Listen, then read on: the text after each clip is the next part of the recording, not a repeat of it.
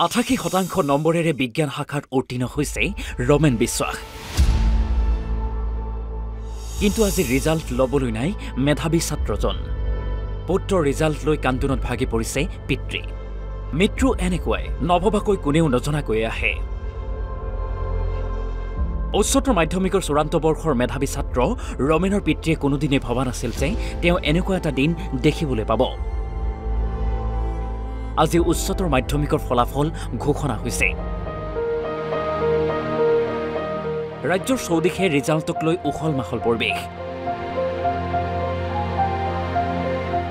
ৰমেনেও ৫ বিষয়ত লেটাৰ মাৰ্কসহ ৮৮% নম্বৰেৰে উত্তীৰ্ণ হৈছে।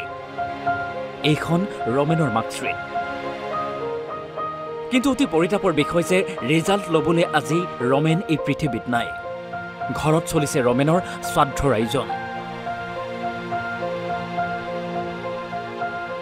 মাত্ৰ ৪ দিন পূৰ্বে এক শোকাবহ দুৰ্ঘটনাত পৃথিৱী এৰি গুচি গৈছে মেধাৱী ছাত্ৰজন।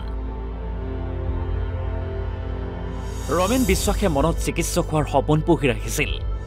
৫ মে'ত পিতৃৰ সৈতে নীট পৰীক্ষা দিবলৈ গৈছিল। কিন্তু ঘূৰি আহোঁতে দুৰ্ঘটনাত পতিত হয় সিহঁত অহা টেম্পুখনৰ। আৰু সকলোকে কন্দুৱাই এই পৃথিৱীৰ পৰা বিদায় মাগে ৰমেনে। আজি পুত্ৰৰ ৰিজাল্টক লৈ পিতৃয়ে কান্দিছে, কেৱল কান্দিছে। এতিয়া কি কৰিম, যিটো মোৰ হাতত একো নাই, এইটো ওপৰৱালাৰ কথা।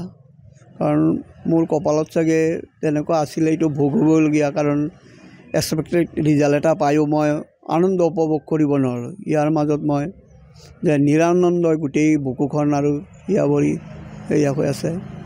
তেনেকুৱা মই কি কথা ক'ম আৰু তেনেকুৱা নিজৰ ভাষাই তেনেকুৱা প্ৰকাশ কৰিব নোৱাৰোঁ। কাৰণ আজিতো মোৰ ঘৰত বহুত মানুহ সমাগম হ'লে হয়, যিহেতু সি মেট্ৰিক পৰীক্ষাটো তেনেকুৱা এটা ৰিজাল্ট কৰিছিলে 92%। আকৌ এডভান্স আৰু জেনেৰেল মেথছত 100 তেনেকুৱা মাৰ্কেই পাই পাছ কৰিছে। ঠিক তেনেকুৱাও আনকি আমাৰ অঞ্চলবাসীও তেনেকুৱা তাৰ ওপৰত বহুত আশা ভৰসা লৈ তেনেকুৱা এটা কৈছিলে মোৰ লগত। য'তে কোনো এজন ব্যক্তি তেনেকুৱা নাই কঠীয়াতলীত যে দুখ প্ৰকাশ কৰা নাই। কাৰণ তাৰ নশ্বৰ দেহ যেতিয়া মোৰ স্বগৃহত উপস্থিত আহিছিলে, তেতিয়া কঠীয়াতলীৰ প্ৰায় জনগণেই তেনেকুৱা, যিজনে তেনেকুৱা পাৰে তেনেকুৱা আহি সমবেদনা প্ৰকাশ কৰিছে। মেধাৱী ছাত্ৰ ৰমেনৰ মৃত্যুত শোকত ভাগি পৰিছে গাঁওবাসী।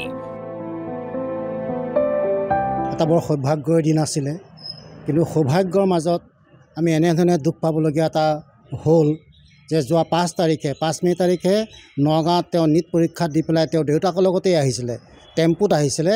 আহি পেলাই পানীখাতিত এখন ৰৈ থকা ট্ৰেইলাৰৰ পিছত খুন্দা মাৰি পেলাই ডাঙৰ দুৰ্ঘটনাটো ঘটিল। আৰু তাতে সেই ল'ৰাজনক দেউতাকে নি পেলাই কষ্ট পাইছিলে, উশাহ ল'বলৈ কষ্ট পাইছিলে, নি পেলাই তেওঁক মানে এখন চিম হস্পিটেলত ভৰ্তি কৰিলে। কিন্তু তাত কিছু সময়ৰ পিছত ডাক্তৰে তেওঁক মৃত বুলি ঘোষণা কৰিলে। আৰু তাৰ পৰাই সমগ্ৰ কঠীয়াতলী অঞ্চলত মানে এনেকুৱা এটা দুখজনক বাতৰি বিয়পি পৰাৰ লগে লগে ৰাতিৰ ভিতৰতে সকলো মানুহ তেওঁ চিমছলৈ দৌৰ মাৰিবলগীয়া হৈছিলে। এই মেধাৱী ছাত্ৰজনৰ দুখত অন্তৰত সমগ্ৰ ৰাইজে কান্দিছে, কঠীয়াতলীবাসীয়ে। আৰু ইতিমধ্যে মই গম পাইছোঁ সমগ্ৰ অসমবাসীয়েও এই কথাটো গম পাই দুখ প্ৰকাশ কৰিছে।